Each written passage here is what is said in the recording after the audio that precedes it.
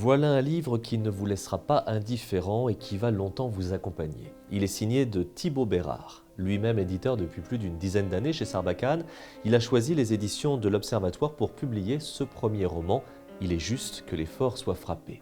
Quel choc que ce livre, quel coup de poing. Sarah et Théo forment un couple d'aujourd'hui. Parisiens gentiment bobos, après avoir fait un peu les 400 coups, ils ont trouvé dans la vie de couple une nouvelle sérénité, auréolée par la naissance d'un petit Simon.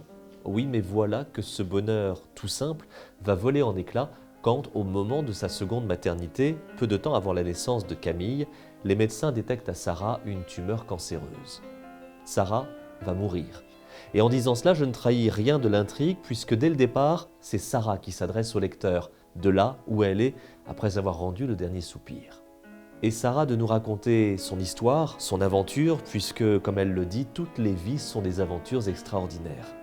L'adolescence tumultueuse, la rencontre avec Théo, Pierrot lunaire un peu rêveur, les copains, la famille, les projets, le monde qui avance entre enthousiasme et révolte, et puis le diagnostic, la chambre d'hôpital, les médecins, les infirmières, une page qui se tourne et un autre quotidien à inventer quand il faut continuer à vivre malgré tout.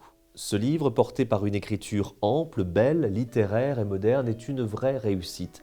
Bien sûr, on y parle de la maladie et de la mort, mais on y parle surtout de la vie, du bonheur, de l'amour, de l'amitié, de tous ces petits riens qui sont si importants et nous construisent chaque jour, du sourire d'un enfant à une soirée de fête, entre amis, en passant par un week-end en amoureux ou des retrouvailles familiales.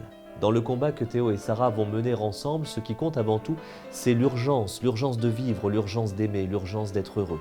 Car pour Théo et Sarah, malgré tout, la vie est belle, en référence au film de Frank Capra qui accompagne leur histoire d'amour.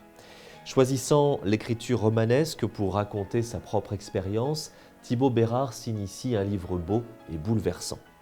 Un livre sans mièvrerie ni pathos, avec des mots justes qui touchent au cœur, où l'humour sait même trouver sa place, où la musique rythme les bons et les mauvais jours.